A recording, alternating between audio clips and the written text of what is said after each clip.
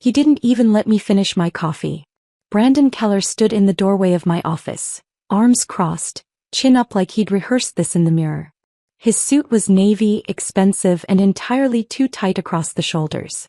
The kind of fit that screamed insecurity wrapped in Italian wool.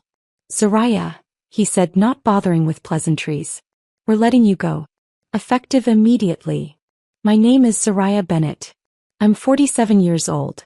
I live in Austin, Texas, in a house with a view of the hill country that I paid off 3 years ago.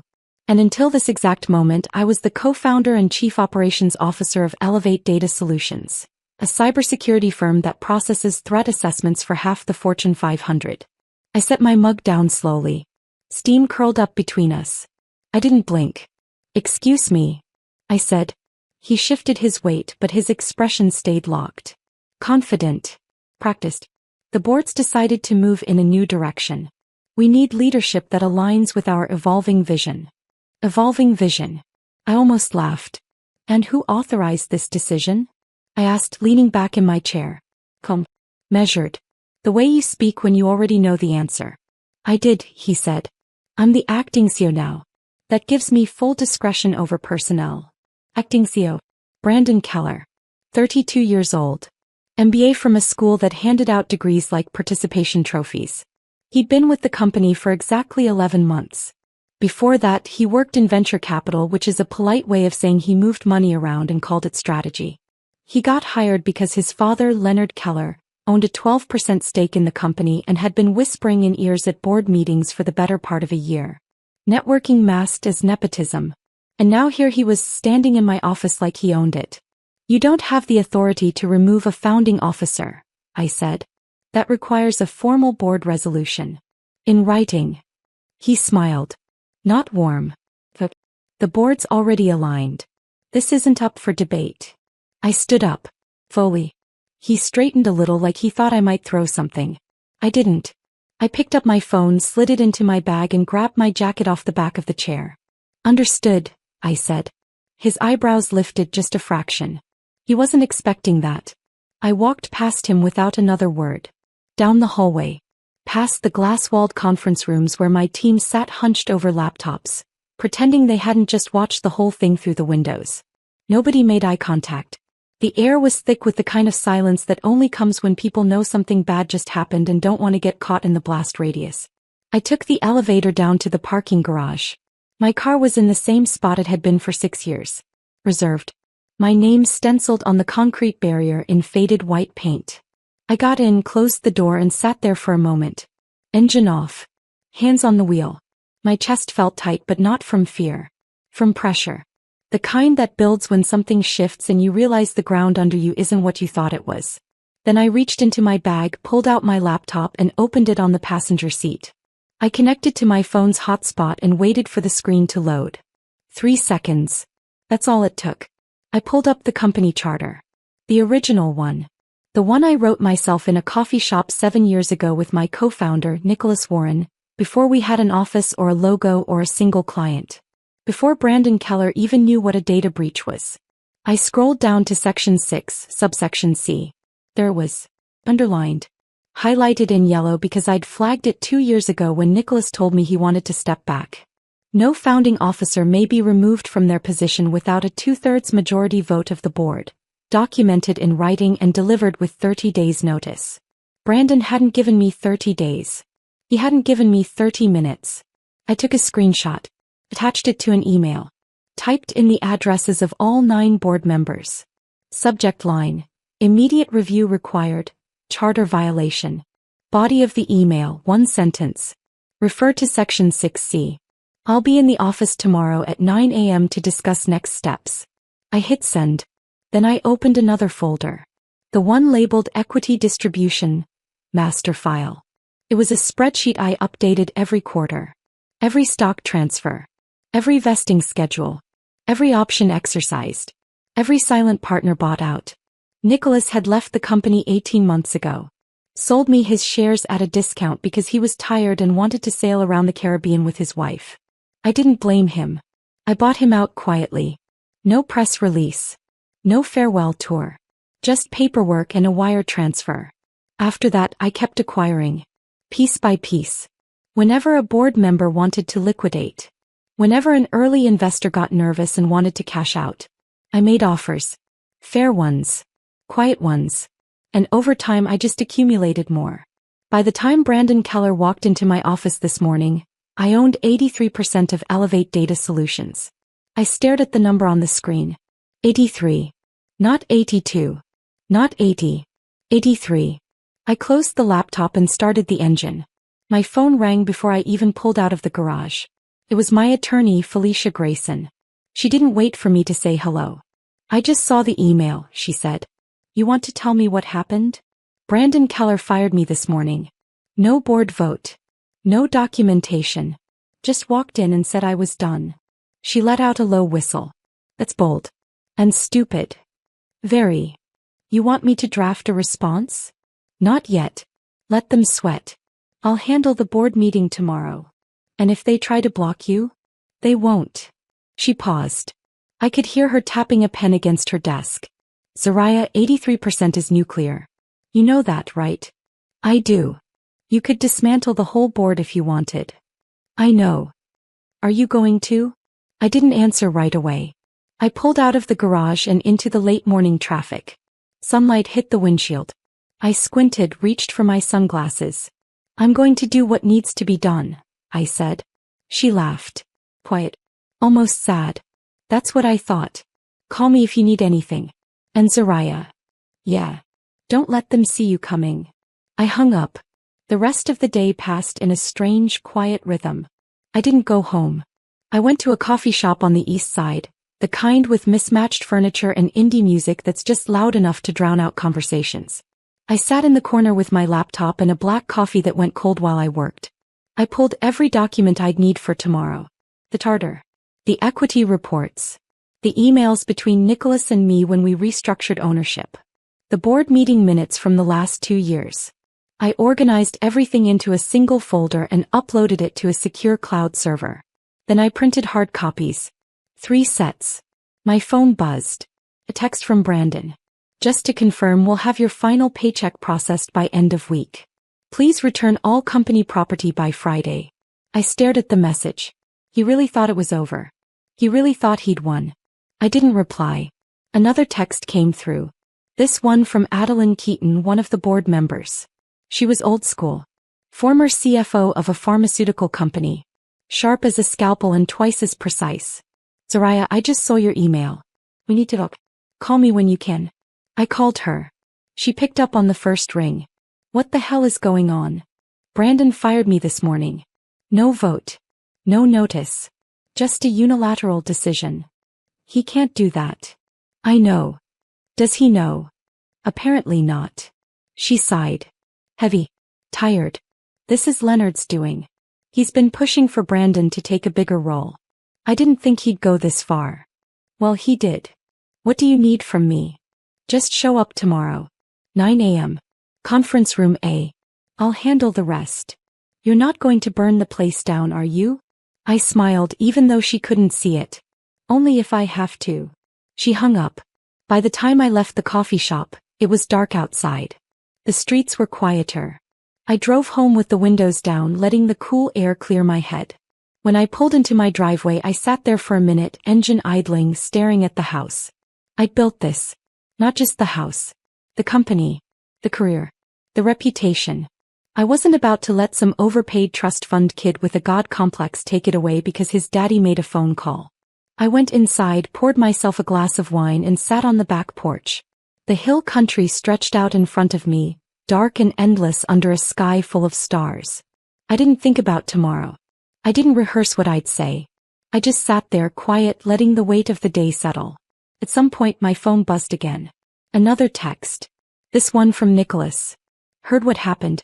You okay? I typed back. I will be. You need anything? Just your old office chair. I'm taking it back tomorrow. He sent a laughing emoji. Then, give them Halsey. I didn't reply. I finished my wine, went inside and went to bed. I woke up at 5:30. No alarm. My body just knew. I made coffee, toast with almond butter and sat at the kitchen table with my laptop. I reviewed everything one more time. The numbers. The clauses. The timeline. By the time I was done it was 7:15. I showered. Dressed. Black slacks, white blouse, navy blazer. Professional. Clean. No jewelry except my watch. I pulled my hair back, checked my reflection and grabbed my bag. I was out the door by 8. The drive to the office took 23 minutes. I parked in my old spot. The paint was still there. My name. Zariah Bennett. Who?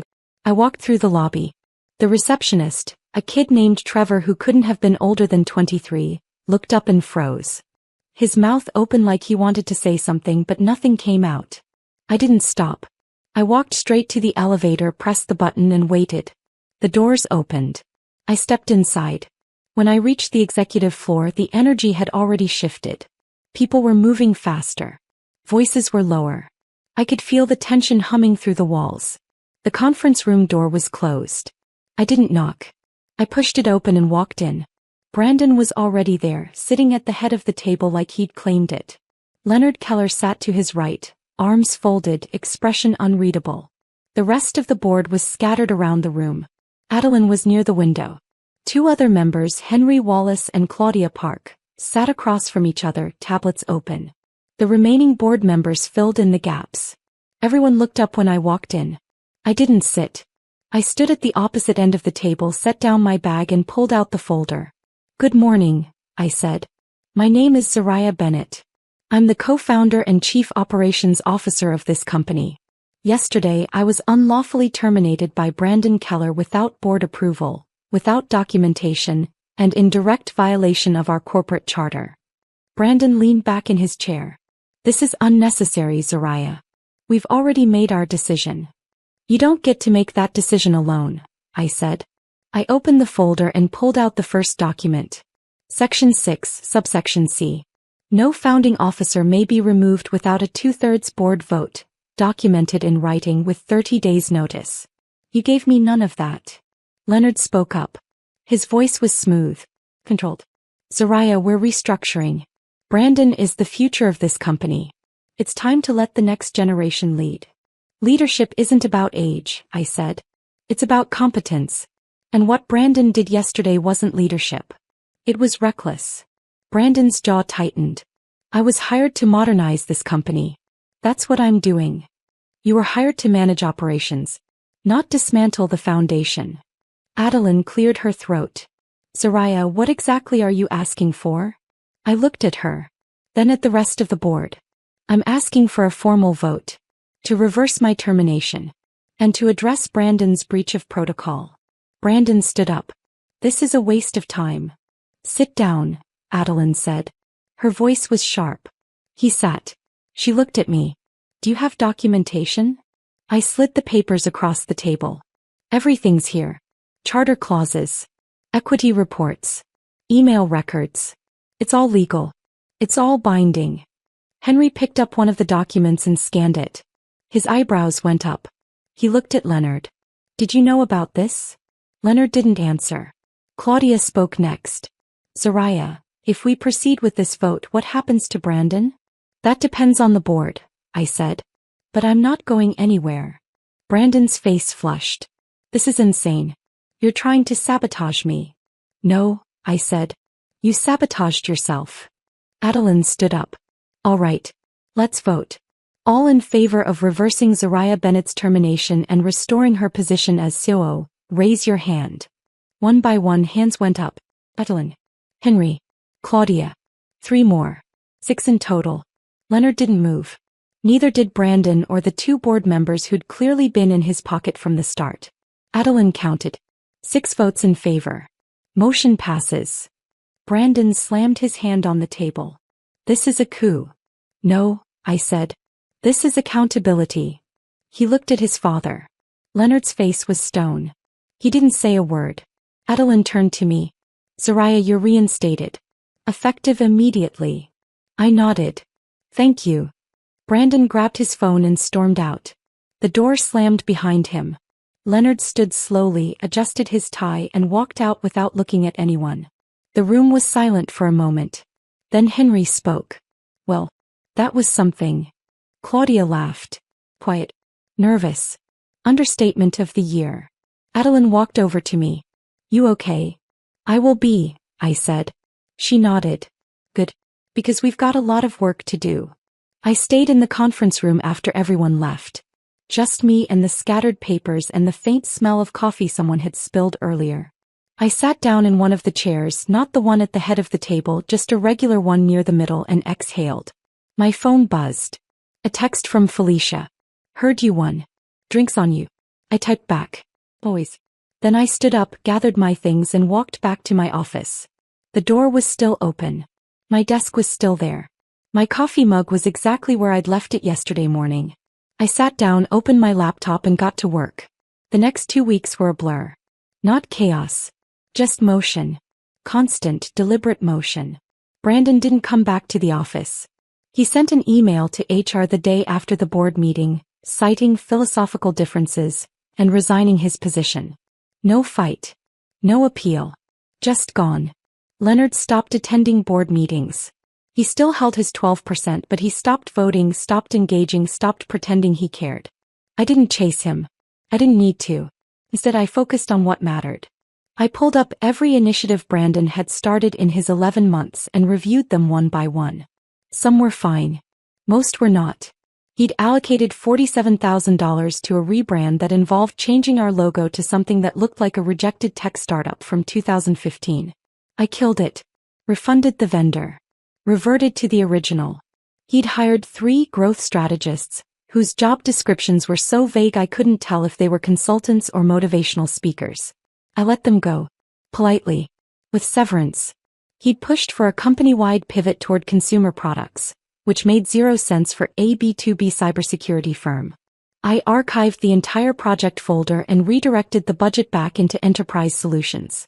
By the end of the first week, I'd cut 19 unnecessary expenses and reallocated over $200,000 to research and development.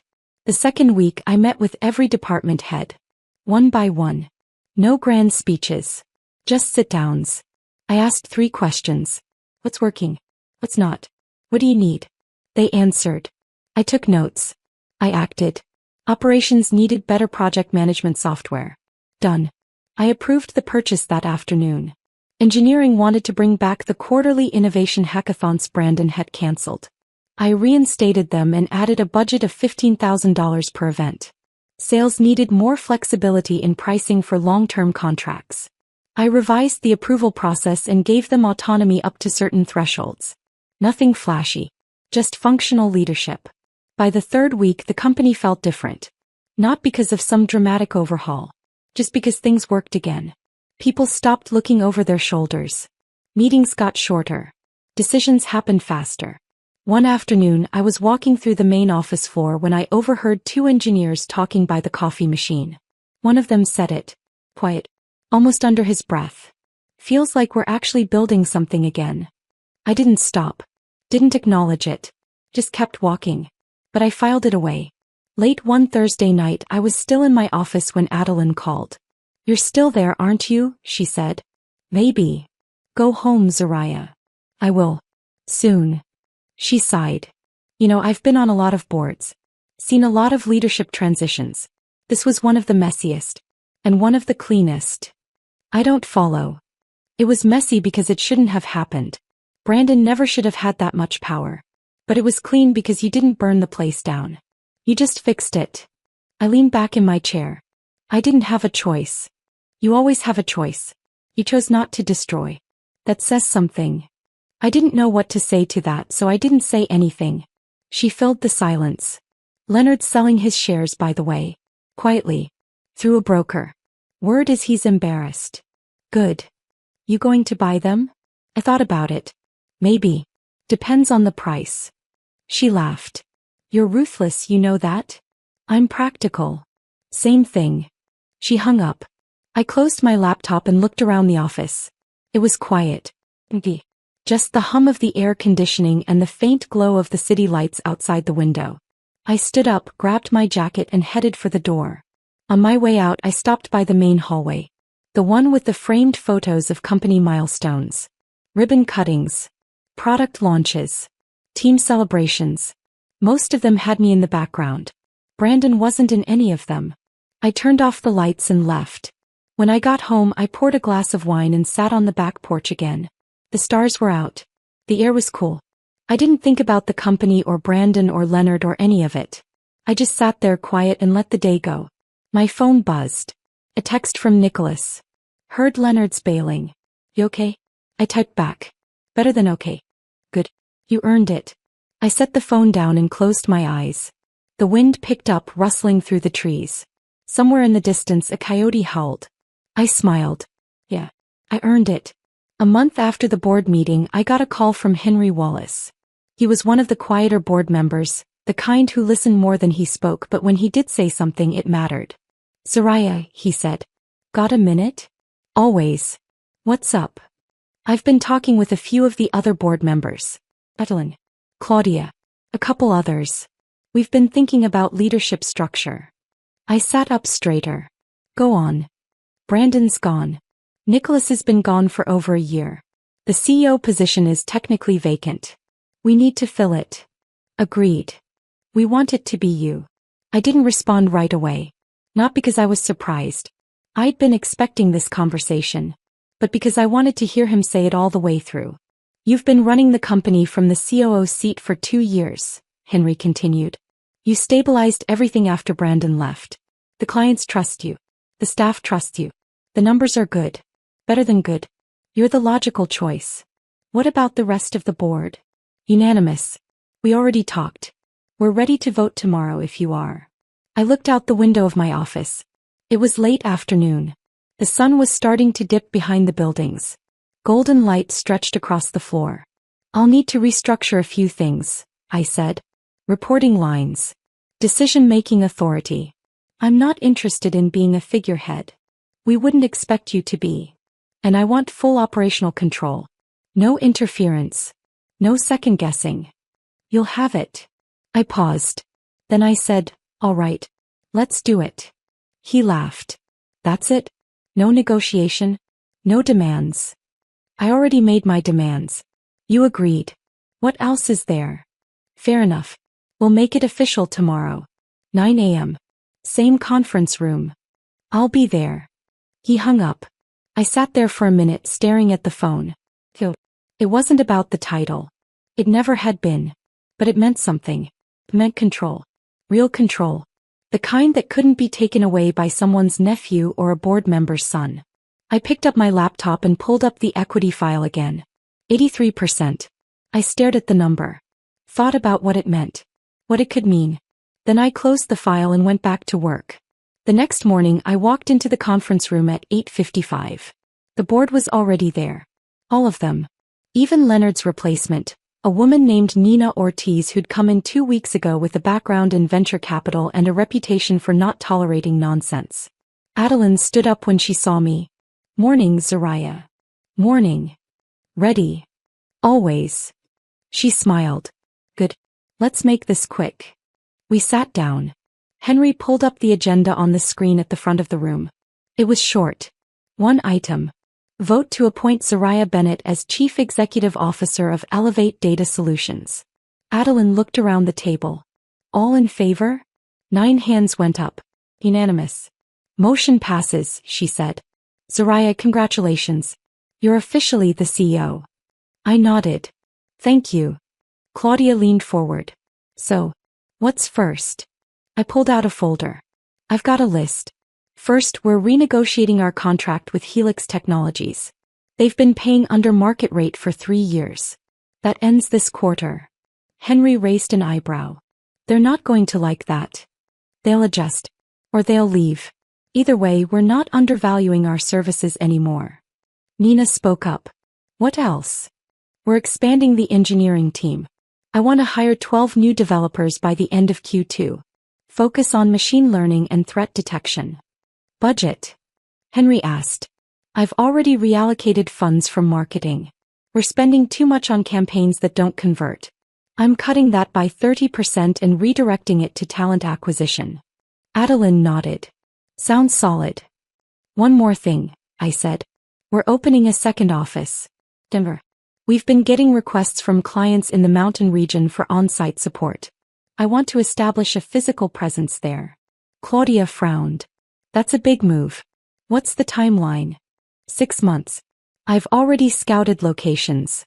I'll have a full proposal ready by next week. Nina leaned back. You've been busy. I've been ready, I said.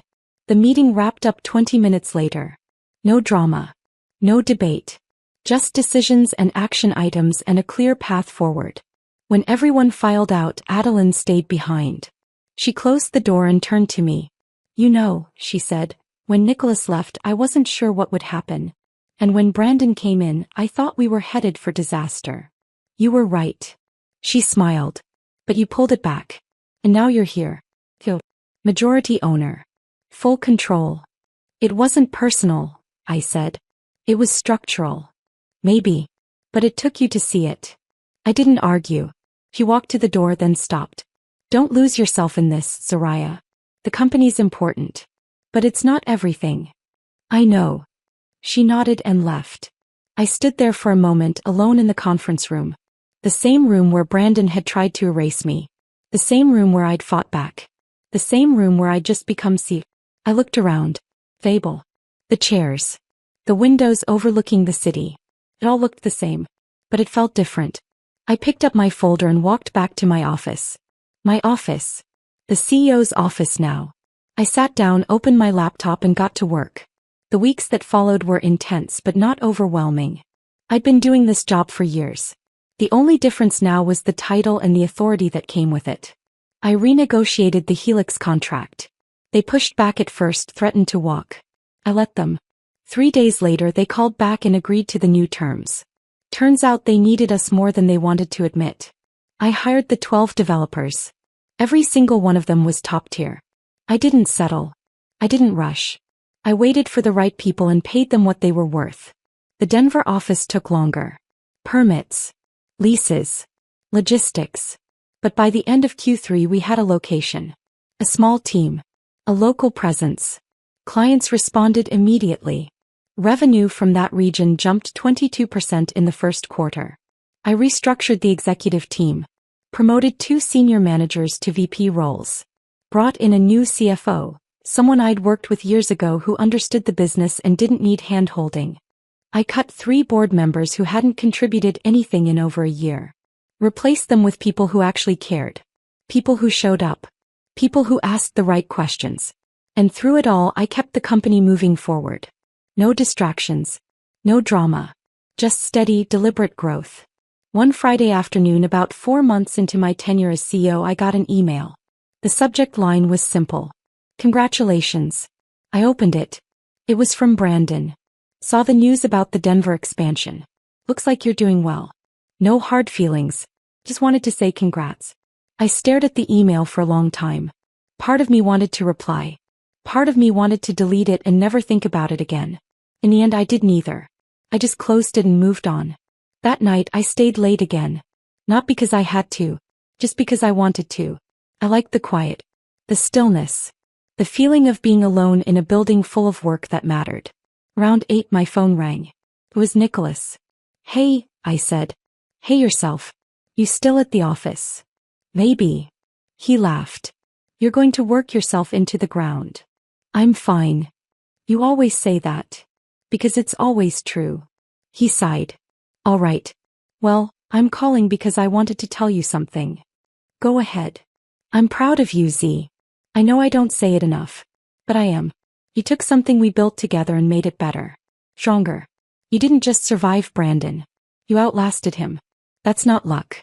That's skill. I didn't know what to say. Nicholas wasn't the sentimental type. Neither was I. Thanks, I said finally.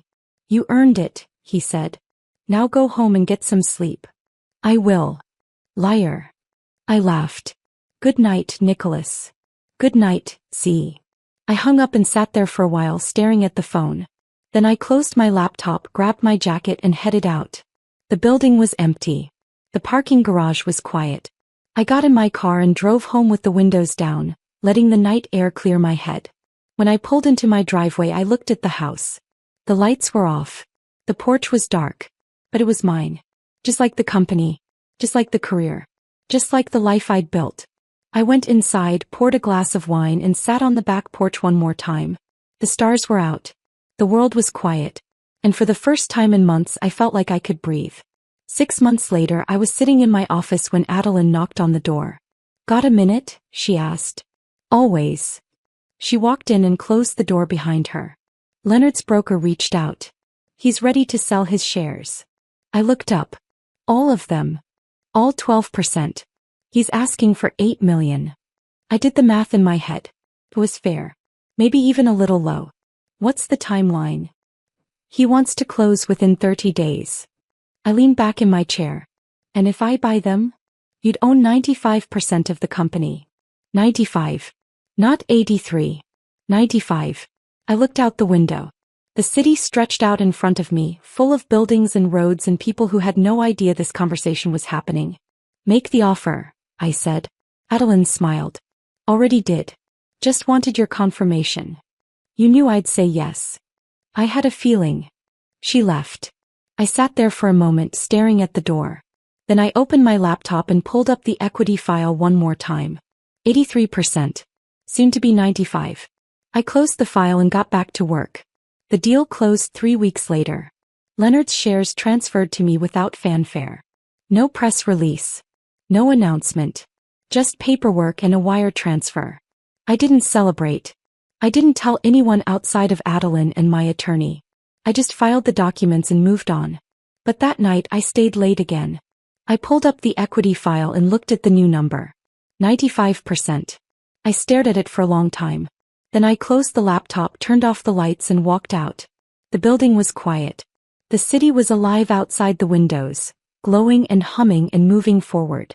I took the elevator down, walked through the lobby and stepped out into the night. The air was cool.